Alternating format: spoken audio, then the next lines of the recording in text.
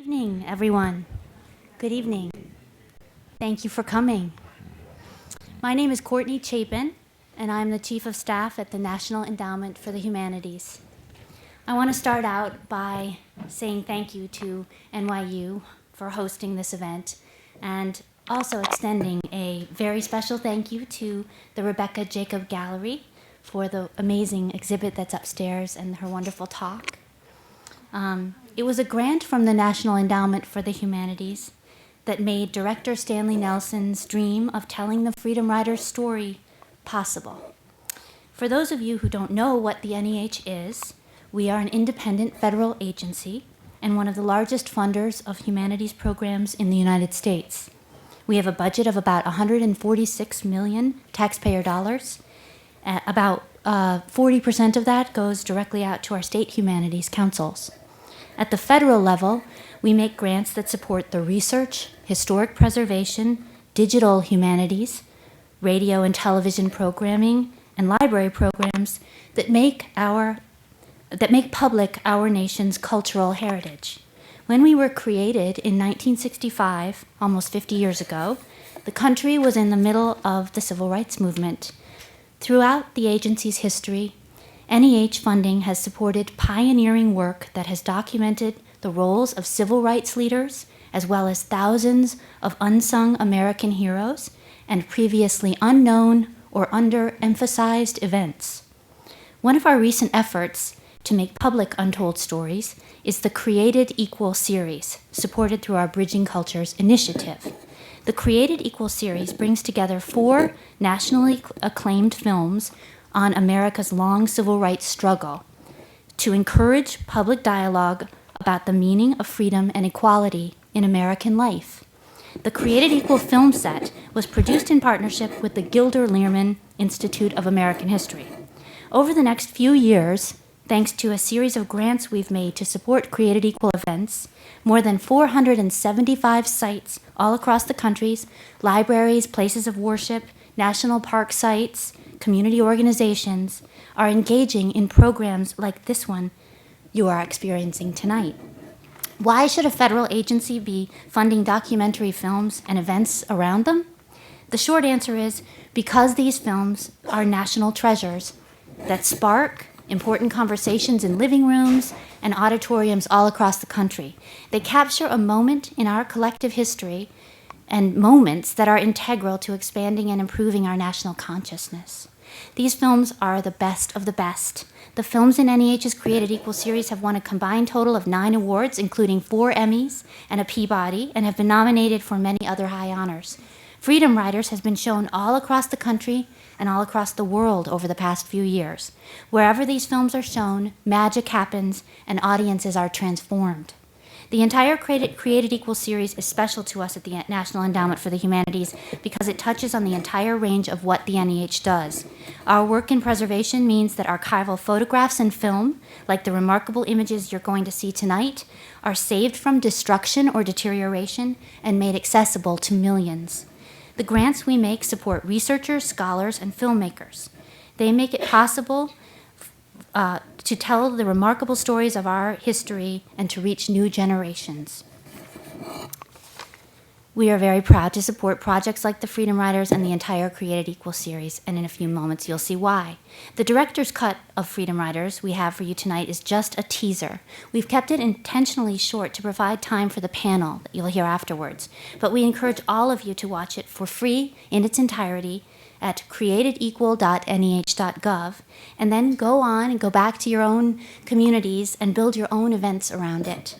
The discussion that follows the film tonight brings together some of our country's most prominent thought leaders on documentary photography, videography, African American history, culture, and art to examine the question, what role did images play in advancing the civil rights movement, and what role does photography, film, and videography play in our understanding of the social and political movements shaping our worlds, our country, and ourselves today? Now I'd like to introduce to you Dr. Carol Watson. She's the Deputy Chairman of the NEH, and she will recognize some VIPs, or heroes, in fact, who are present tonight before we roll the film. Thank you.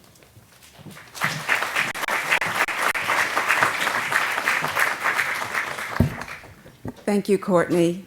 Good evening, everyone. I also want to thank NYU for hosting this event this evening, which includes a discussion after the film moderated by our National Council member, Gerald Early. As Courtney said, this film and the Created Equal series, a part of NEH's Bridging Cultures initiative, represents the best of what we do at NEH, as you will see. The generations roll on, and who among us of a certain age knew that that struggle and our part in it would be a central turning point in our nation's history? For truly, we now know, and NEH can take some credit, that the story of African American freedom, that long story, is central also to the American story and the country's struggle, still ongoing, to fulfill the promise of democracy.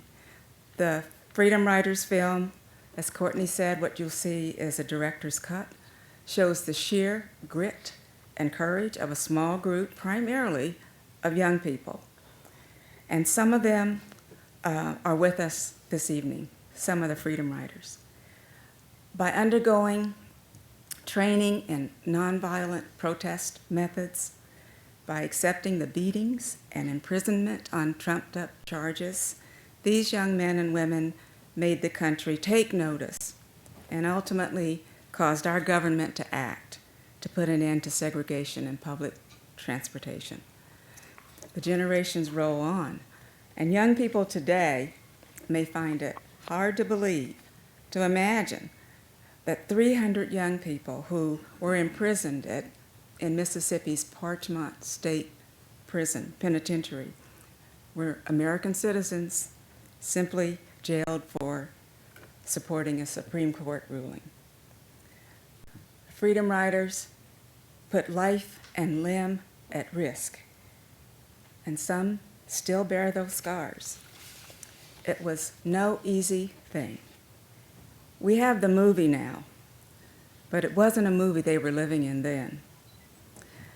As the Created Equal series is shown and discussed in communities all across the country, people who would not normally be talking with each other talk to each other about what it has taken and what it takes to achieve change in our democracy, what can be learned from the struggles the 4 films in the series portray, which include the struggles of the abolitionists in the 19th century, the horrors of peonage that followed on the heels of slavery, how long miscegenation laws stayed on the books and were enforced in various states, and how this powerful history relates to their own lives. So we're proud at NEH of the Created Equal series and are very privileged tonight to be joined by some of the participants, as well as at least one civil rights era reporter and some of the leaders. I know that one of the Freedom Riders is with us tonight, and that is Sir Theodore Gaffney. And would Sir Theodore Gaffney please rise so we can see who you are?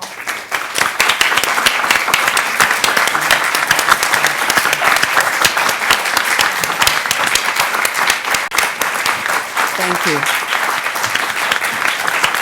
Thank you.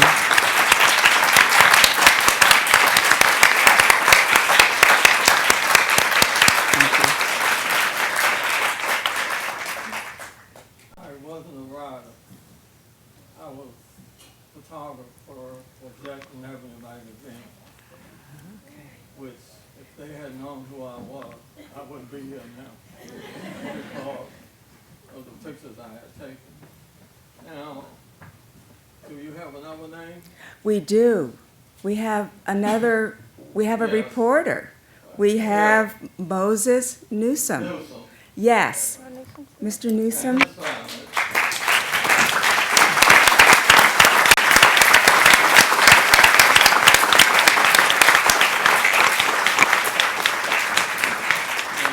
Moses was on the bus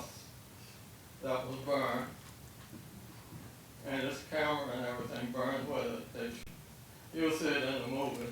Yes. And That was in Alabama, right? that was, yes. And everybody, I was on the trailway, everybody on our That's bus was right. beat, Yes. except Booker and I.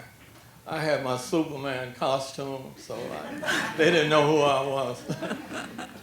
Also, I have my wife and 2 sons Please with rise. me. Please stand. Please stand. Please. Family members, please stand. I see family members over here.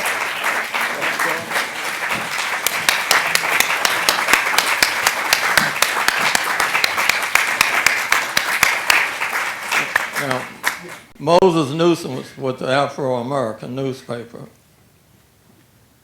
and a friend of mine, James Kennedy, sitting up there. So I hope you, well, I was saying enjoy the movie, but it's nothing, Yes. nothing to enjoy, but get the history from the movie. Thank Thank you you. very much. Thank you very much.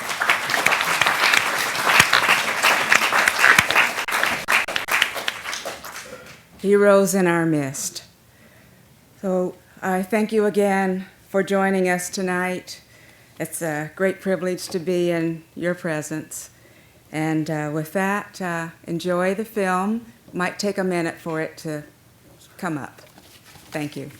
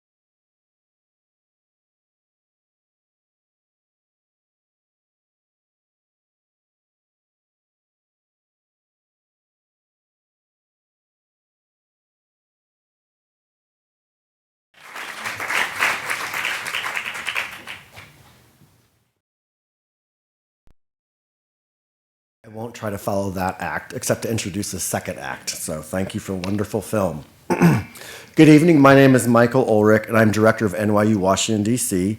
A very special thank you to the National Endowment for the Humanities for partnering with us for this event tonight and our recent event celebrating Black History Month. It is a great pleasure to introduce this evening's panel. Moderating the discussion, we welcome Gerald Early. So perhaps the panelists can come down as I introduce them. Is that okay? Great. Why don't you all come and sit? That's fine. Make it a living room. Gerald Early joins us from Washington University, St. Louis, where he is Merle Kling Professor of Modern Letters, Professor of English and of African and Afro-American Studies, Director of the Center for Humanities, and a Fellow of the American Academy of Arts and Sciences. He is the editor of several volumes and also The Culture of Bruising, Essays on Prize-Fighting Literature and Modern American Culture, which won the 1994 National Book Critics Circle Award for Criticism. The recipient of a Whiting Writers Award and a General Electric Foundation Award, Professor Early is currently finishing a book about Fisk University. Good to have you here, Professor. Arun Chaudhry was the first official White House videographer, a position created for him at the beginning of the Obama administration. He traveled extensively with the president, capturing public events and behind-the-scenes moments, as well as producing and packaging presidential tapings for the internet and broadcast television. He is the creator and architect of West Wing Week, the first ever online video diary of the White House. Arun worked in film in New York and was part of the NYU Graduate Film Department faculty. He received his MFA in filmmaking from NYU and BA in film theory from Cornell University. He has been profiled by the New York Times, the BBC, National Journal, Political, Fortune, and many political websites. Deborah Willis is University Professor and Chair of the Department of Photography and Imaging at the Tisch School of the Arts at New York University and has an affiliated appointment with the College of Arts and Sciences, Africana Studies. She was a 2005 Guggenheim Fellow and Fletcher Fellow and a 2000 MacArthur Fellow, as well as the 1996 recipient of the Anonymous Was a Woman Foundation Award. She has pursued a dual professional career as an art photographer and was one of the nation's leading historians of African American photography and curator of the African American culture. Professor Willis has just received the Honored Educator Award at the Society for Photographic Education. Her curated exhibitions include Posing Beauty, which opened at NYU Tisch in the fall of 2009 and is currently touring the country, Engulfed by Katrina, Photographs Before and After the Storm, Michelle Obama, the First Lady in Photographs, and many, many more. We are delighted to have you with us tonight as well. And last but not least, Rebecca Jacob, an expert in the diverse art and photography of the American South. Rebecca has created her gallery with skilled enthusiasm and a deep personal knowledge of all aspects of the art market.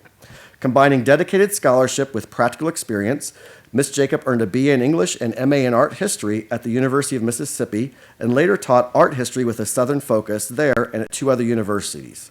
She holds a certificate in appraisal studies in fine and decorative arts from New York University and is a certified member of the Appraisers Association of America. Since its founding, the Rebecca Jacob Gallery in Charleston has subscribed to the highest level of connoisseurship and scholarship, with an in-depth focus on modern art and photography of the American South. The exhibit in the lobby this evening has been made possible by Rebecca and her gallery, and a special thanks to her colleague, Grace Chapin, for helping to bring this together. And I'll turn it over now to Professor Early. Thank you. Thank you, and thank all of you for coming. Very much appreciated. I never take an audience for granted. I always assume that people can find something better to do than to come to some event of this sort. So I'm very grateful that all of you came.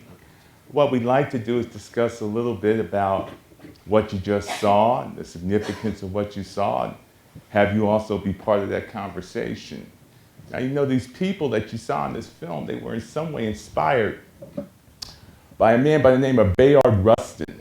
Mr. Rustin went on a freedom ride back in 1947. It was called Journey for Reconciliation. It was at that time that the law was being challenged about integration and complete access for people who were taking public transportation in the country. And he and another man by the name of George Hauser were part of a movement that went on freedom rides back in 1947.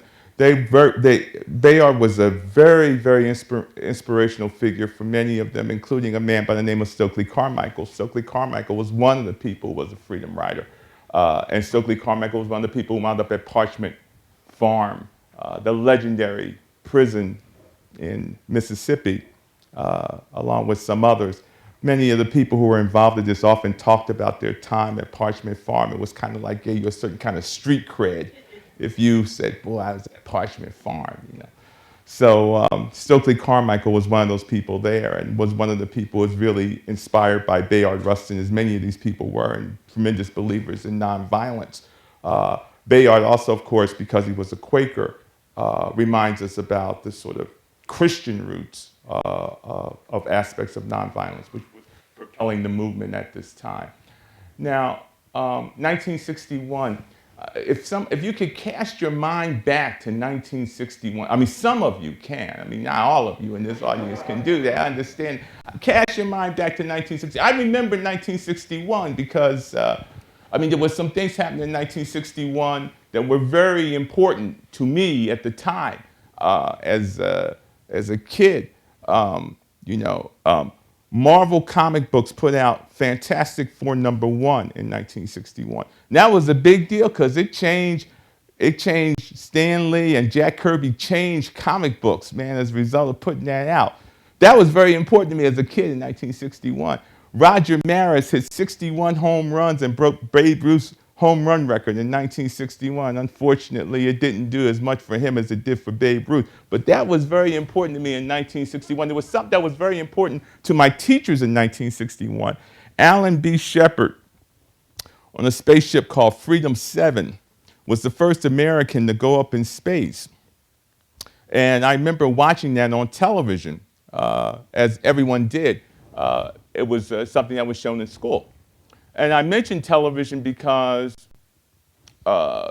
it made all the difference in the world about the space program and space exploration, the fact that you could see it on television, the fact that you could see these flights on television, the fact that you could follow it on television. At almost exactly the same time as Alan Shepard went up in Freedom 7, the Freedom Rides began, which was in May of 1961. It was going to make a tough year for John F. Kennedy that much tougher because he had already suffered ignominious defeat with the Bay of Pigs earlier that year. So it was a tough year that was going to get tougher. Later in that year, he's going to send 18,000 more military advisors to Vietnam. 18,000 military, boy, can you imagine that? That's like a couple of regiments of military advisors. That's incredible.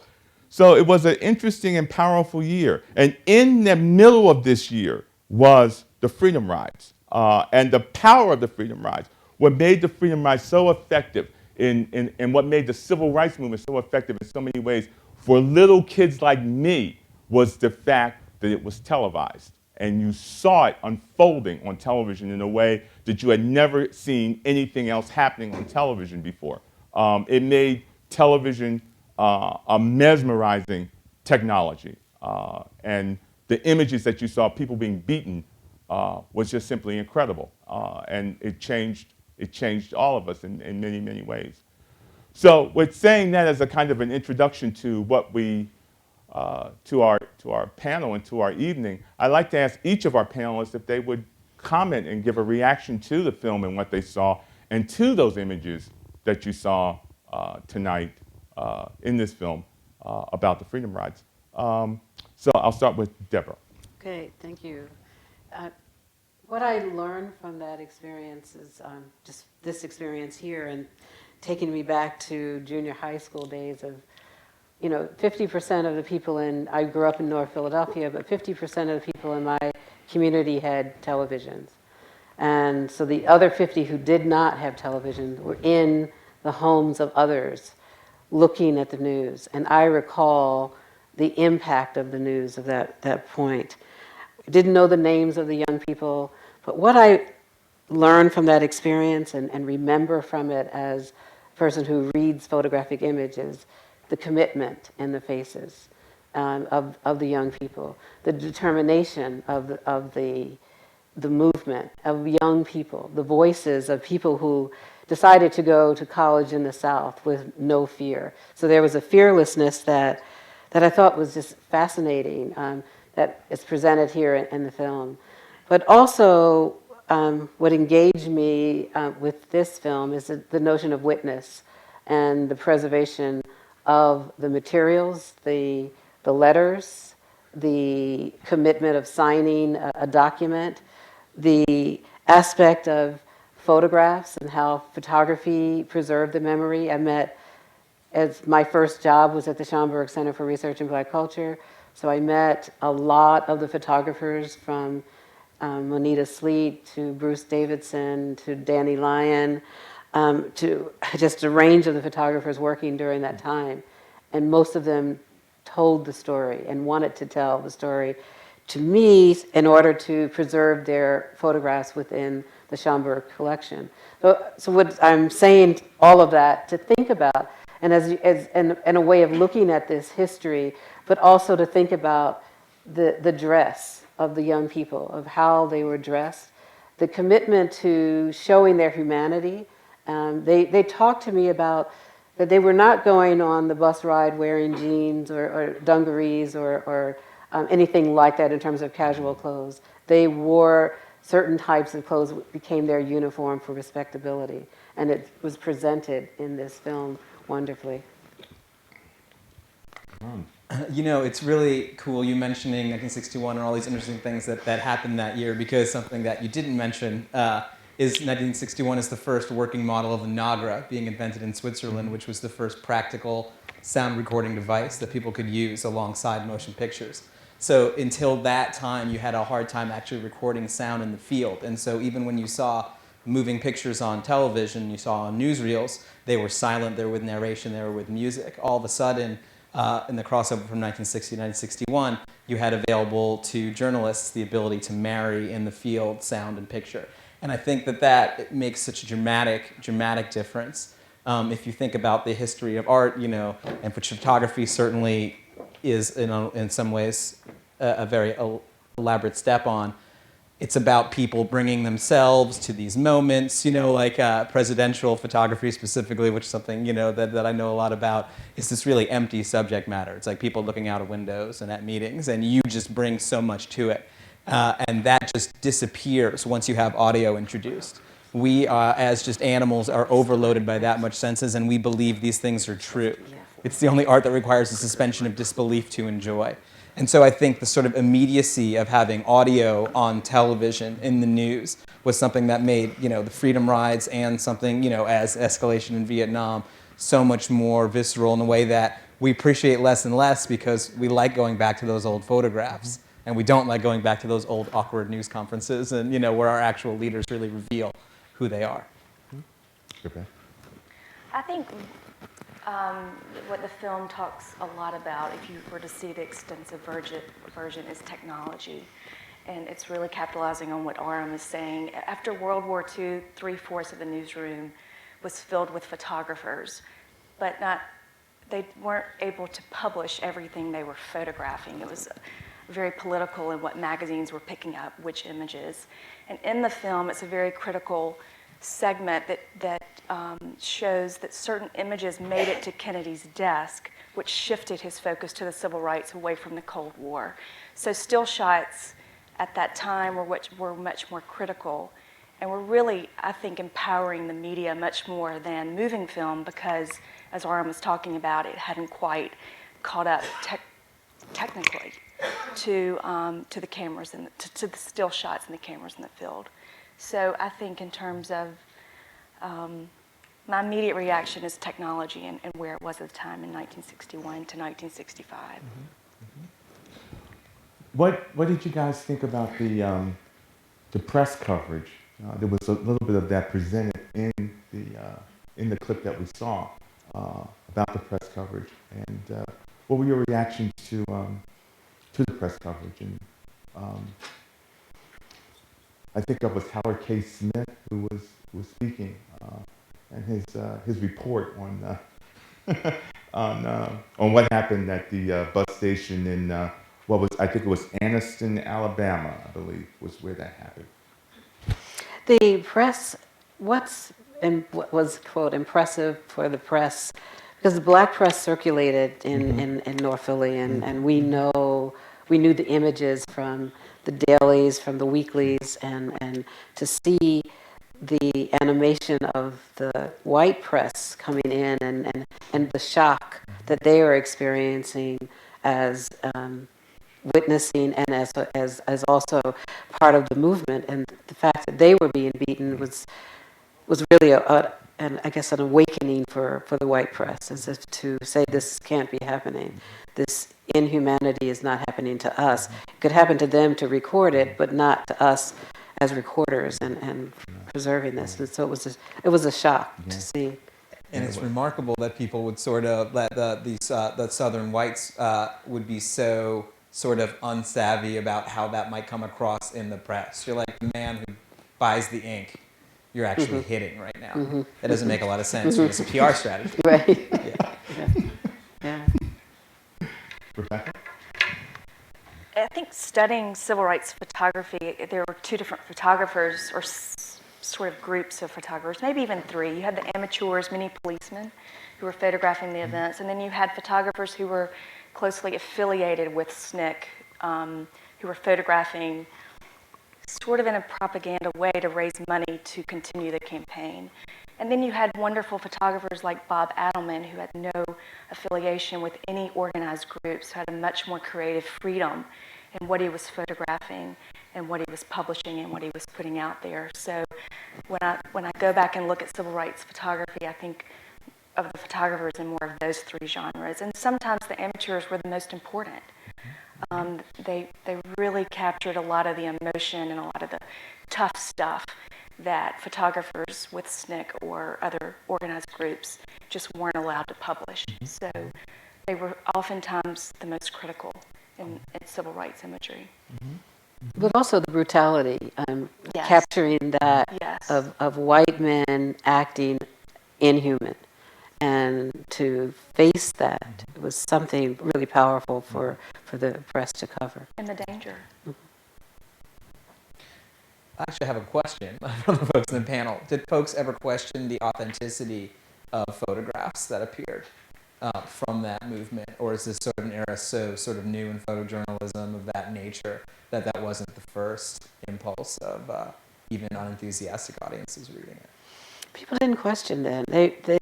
Because a lot of photographers worked together in groups. They had each other's back, so they knew you can go to one event and you can have 5 photographers photographing and match them up, but also photographing the other photographers in the group. You will know that because you were part of that. All of the photographers were there. What I remember Monita Sleet and Bruce Davison describing the songs that, as the singing that kept them going at different times, to present ways of the story being a part of that emotion. And they were all together photographing, and so I think that was not an issue for them. Yeah, I would think that at that time the photographs were pretty much largely accepted, the power of the photographs. And I certainly think that in my own memory, the Emmett Till photographs that appeared in Jet magazine of being in the coffin, in his coffin, and how terrible he looked. I think that probably, as much as anything, struck a whole generation of African American kids who saw that photograph and were kind of like transfixed by it and the power of that photograph. And I think that in many ways, because of that, for a time, I think we saw photography, photojournalism, especially appearing in black publications, as kind of telling a fundamental truth. And that when white photographers started to, we said, finally the light has dawned on these people that now they know that how big this stuff is, because now they get hit on the head too. So I think it was. I don't think there was any kind of cynicism or any kind of skepticism about it at that time. I think it was, and I think because of that, it really undercut the segregationists in any kind of defense they were going to try to make, because the photography was there and nobody really questioned it.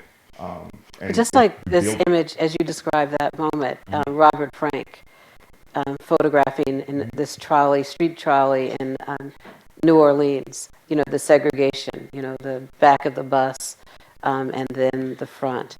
But it was questioned in terms of the white press. The white America was really upset with Robert Frank for documenting the Americans in this way, in terms of authenticity, that aspect of a story that many did not want to tell based on that.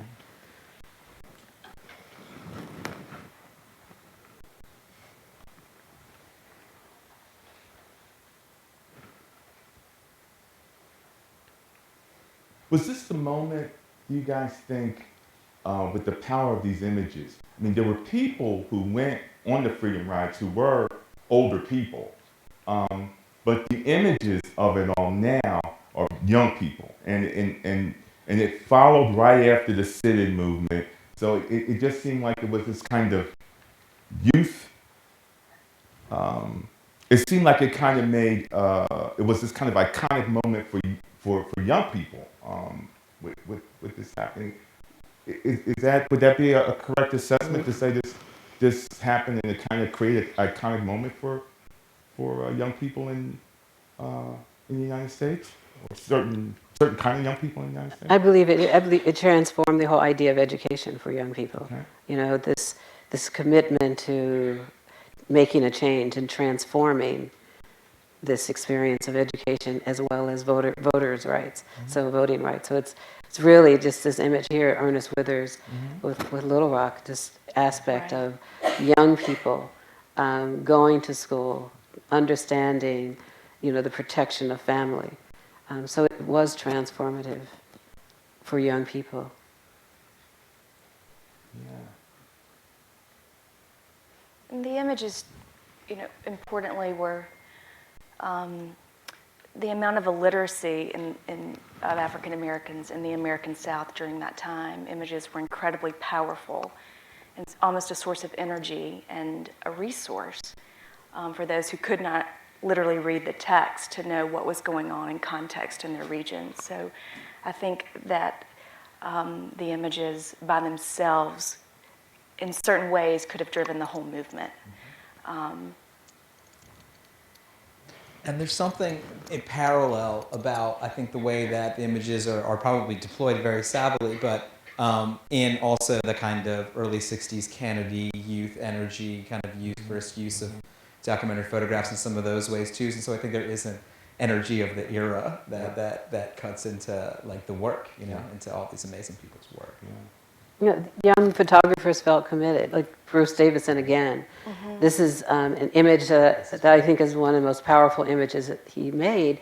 And we talked about this image, and I said to him, damn the defiant, this suspense, excitement, this is like a movie set. But he said he didn't even notice the marquee in the backdrop when he made this photograph. And just to see the way her arm is twisted, all the way, the pain of that.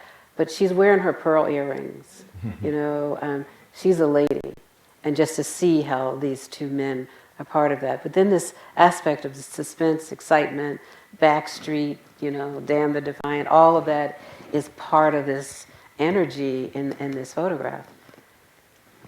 That's back in the day when they showed two movies. Right. You expected to be there for a while. Right. Yeah. Very good.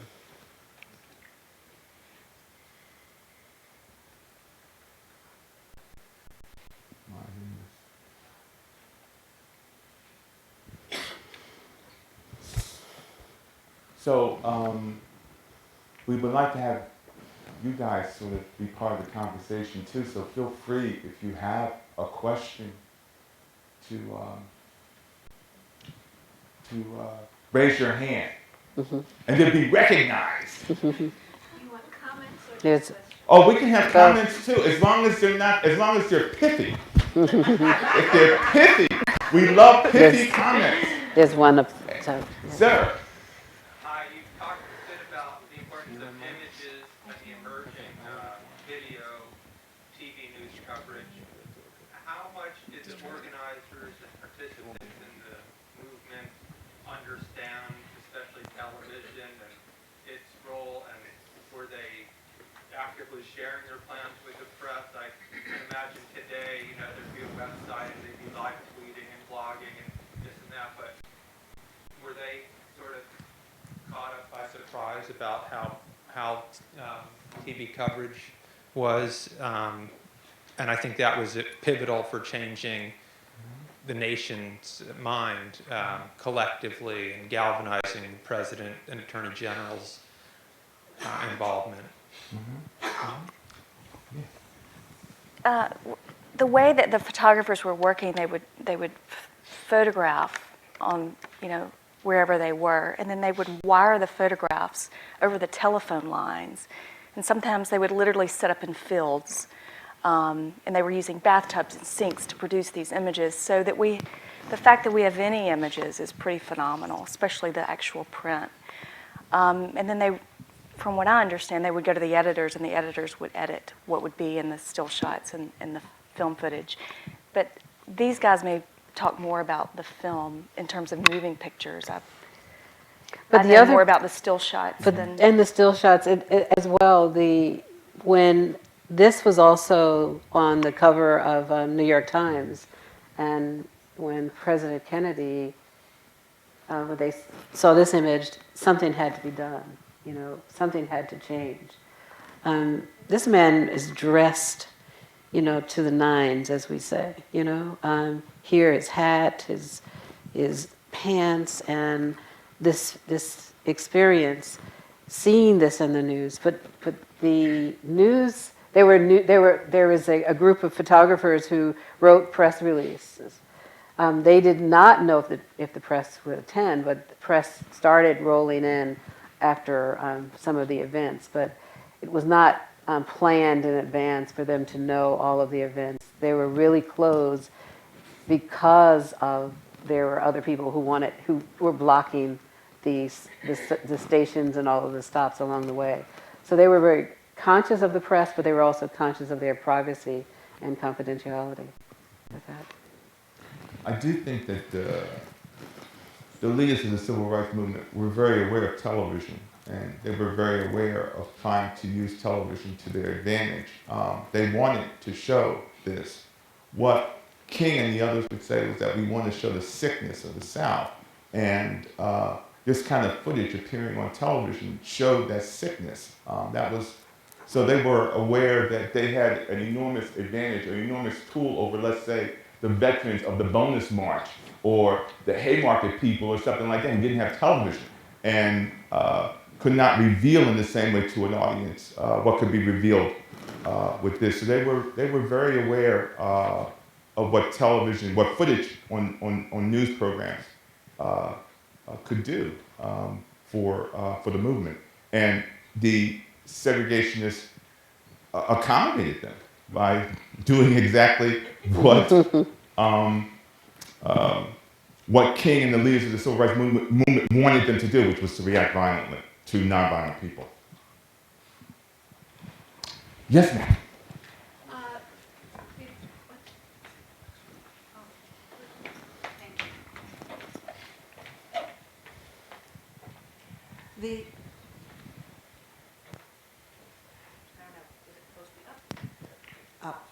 Up, okay.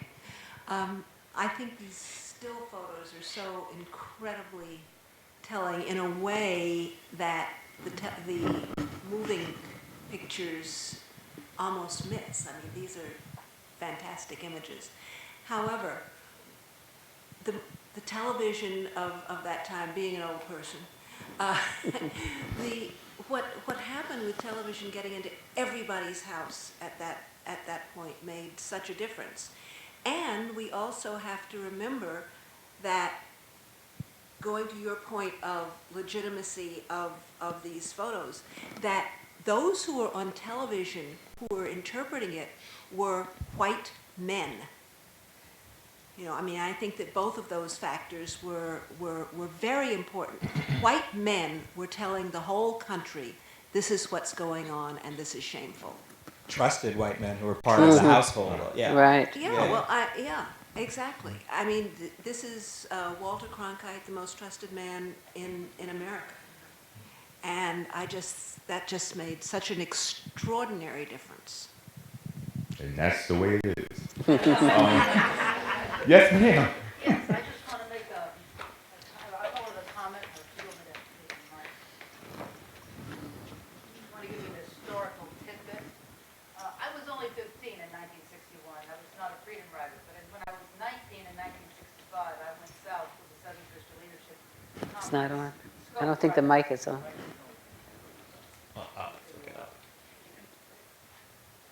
you want me to repeat that? Sure. I don't think the mic is working.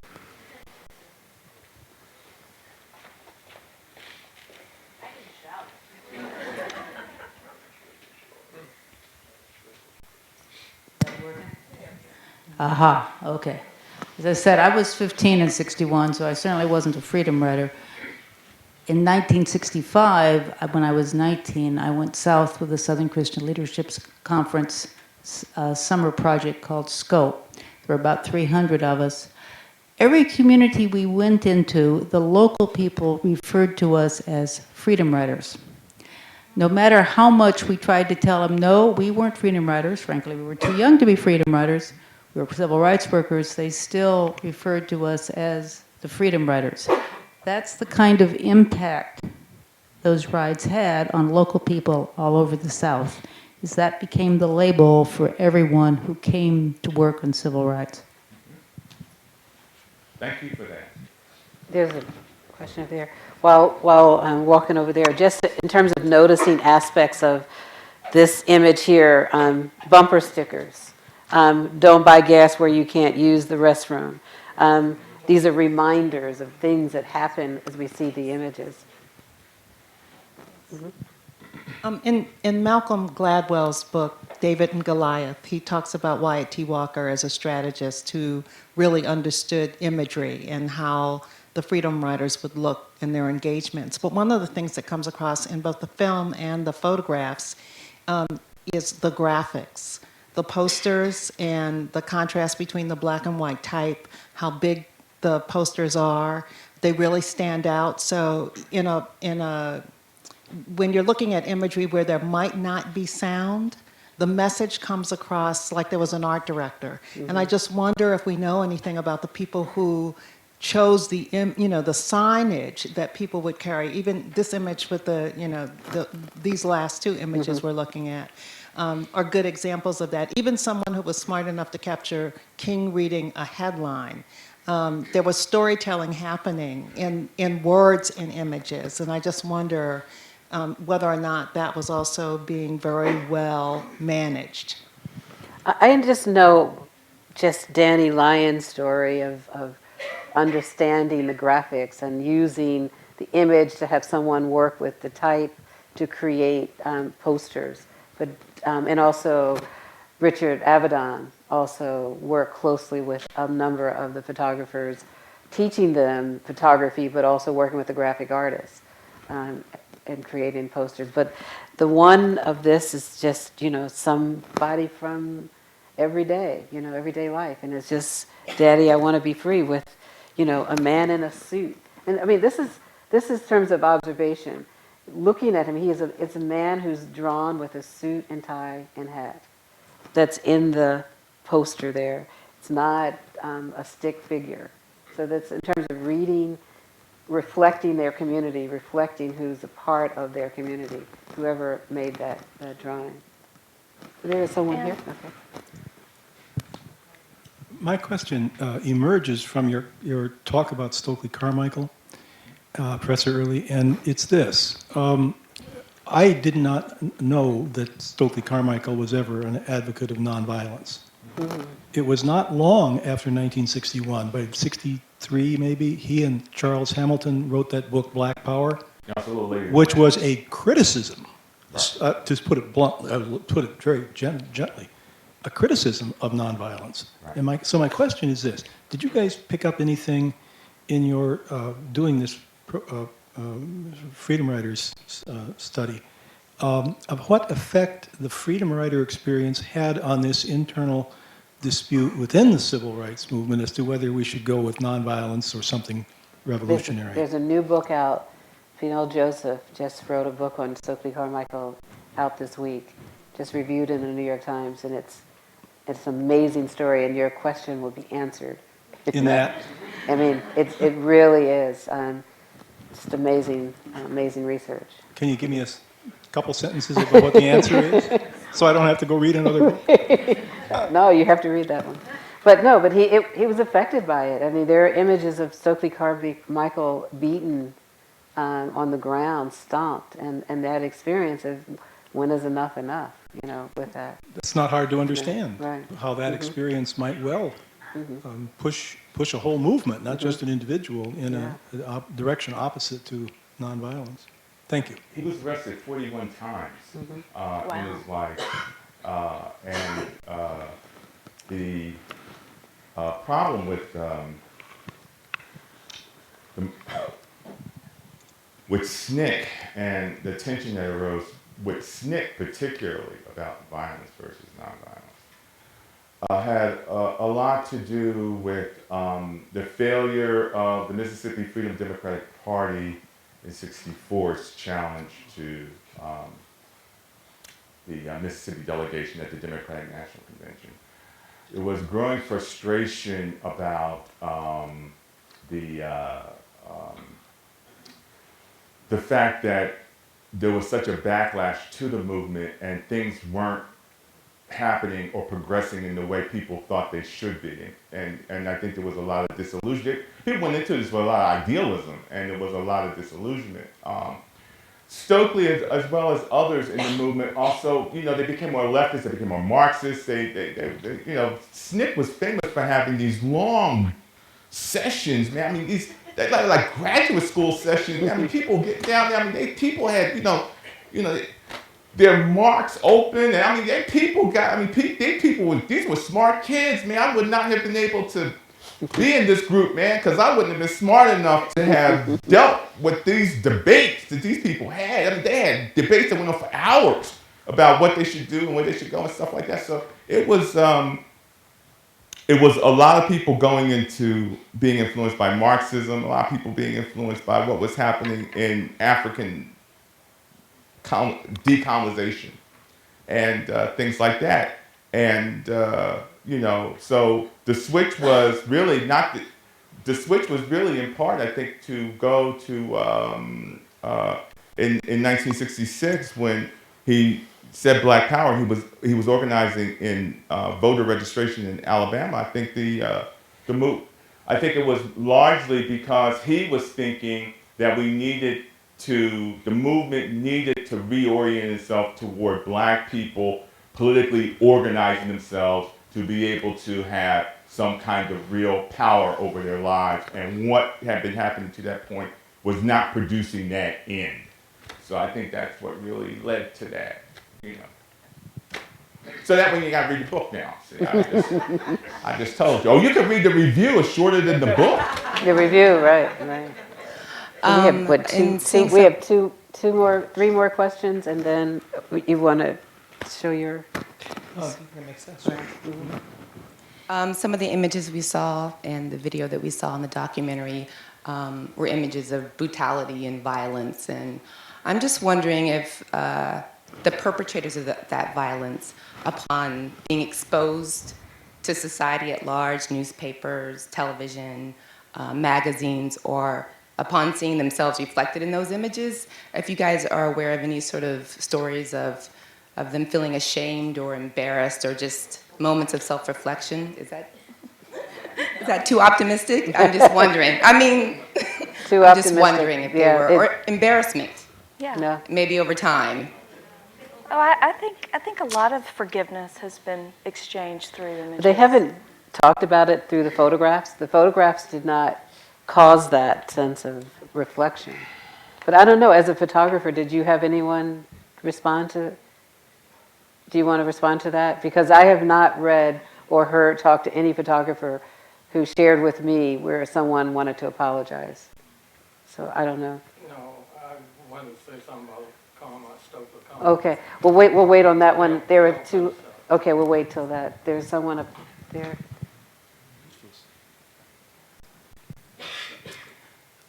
But Thank it's a great you. question. I There have, is a sense of hope.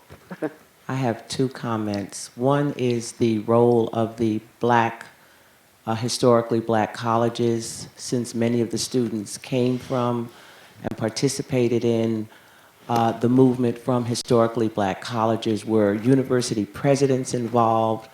What was their role? And the second question is, did any of the Freedom Riders receive any privilege, any recognition from the government? Was there any appreciation for the role they played in changing the landscape of America? So before we answer, we should get all of the rest of the questions and then that one. Okay.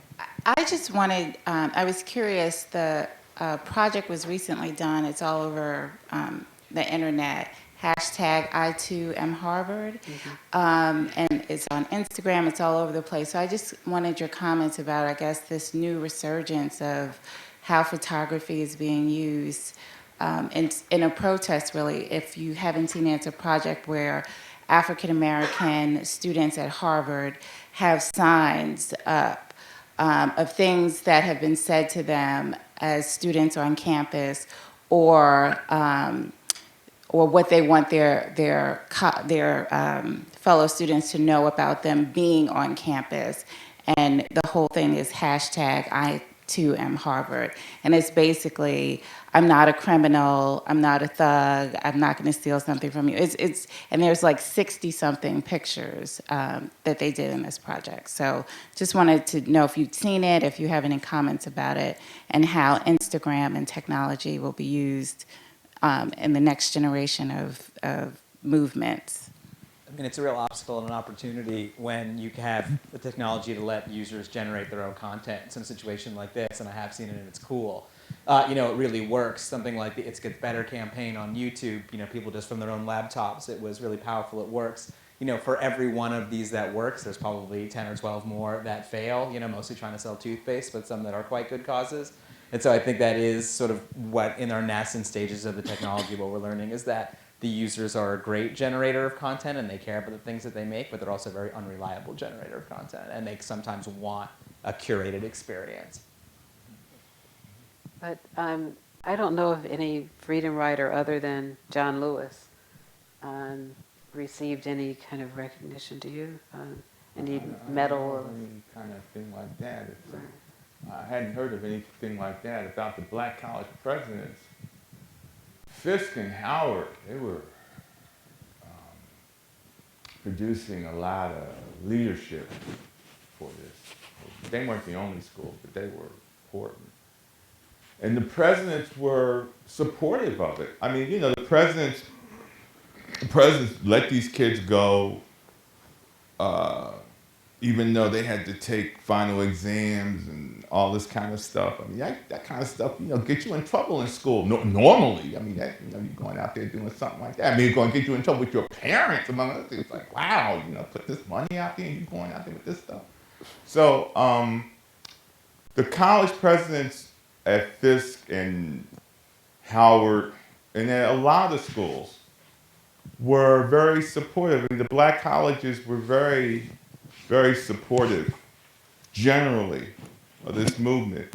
It's one of the most, Daniel Patrick Moynihan said that African Americans should be enormously proud of the civil rights movement because of the tremendous amount of organizational integrity and energy they put into this movement to make it work.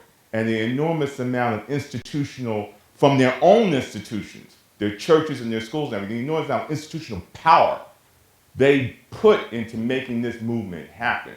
And I don't agree with a lot of what Daniel Patrick Moynihan had to say, but I agree with that. I think that was a very, very accurate statement, and black colleges were very important in making that movement work.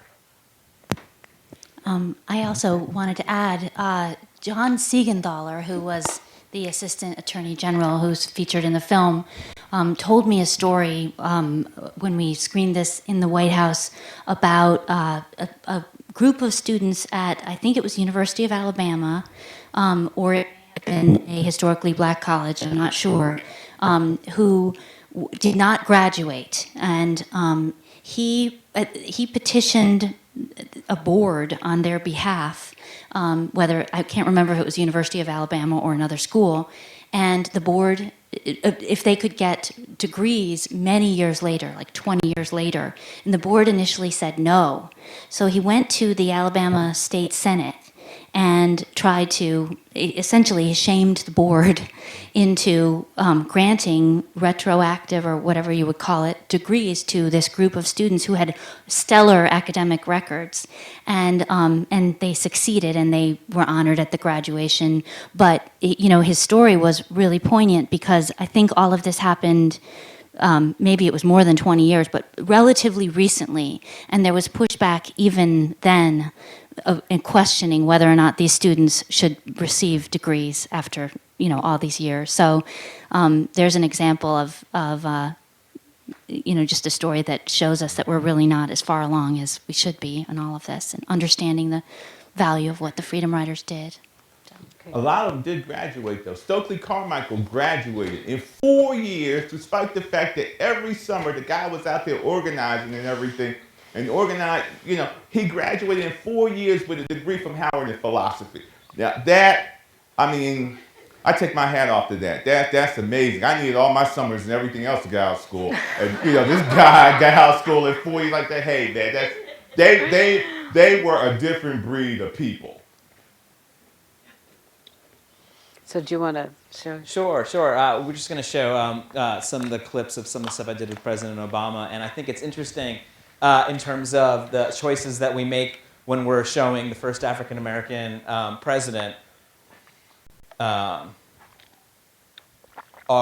very different than the choices of a lot of the people in this film and the Freedom Riders and stuff. And I think it's because time has passed and we're different consumers of technology, and we are more cynical about the things that we see. And so what is authentic?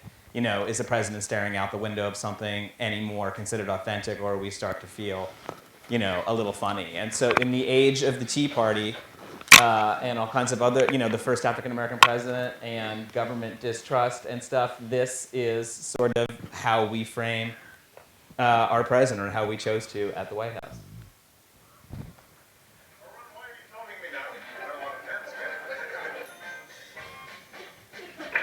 No matter what happens to them, right, our children still love us. That's the key. It is. I know. 48 years old. Old man. No big concern about lightning. It takes two Obamas to make me look good. So, okay. I was saying that I cannot drop this.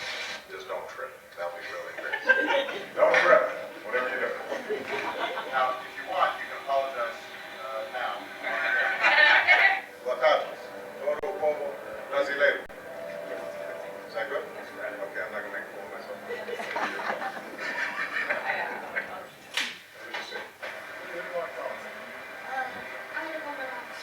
Leave a message. Hi, Robert. My name is B.O. If I'm lost, please call the White House. This is the old Wallace. You see how LeBron may be the best player. But he lost because Boston was a better team. You can leave me down. I'm 50. Don't talk trash around me now.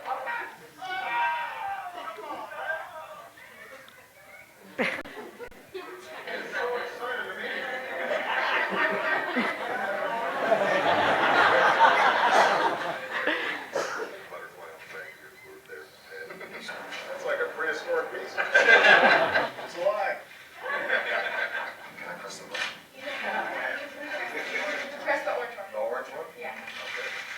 Enjoyed the speech very much. Thank you so much. Good job, National Security Team. I'm sorry, we killed it. Let's get back to work. And so I don't think the presidency has changed much, but I think we as consumers of media, of historic events have changed, and that's a lot of what drives these kind of decisions. Okay.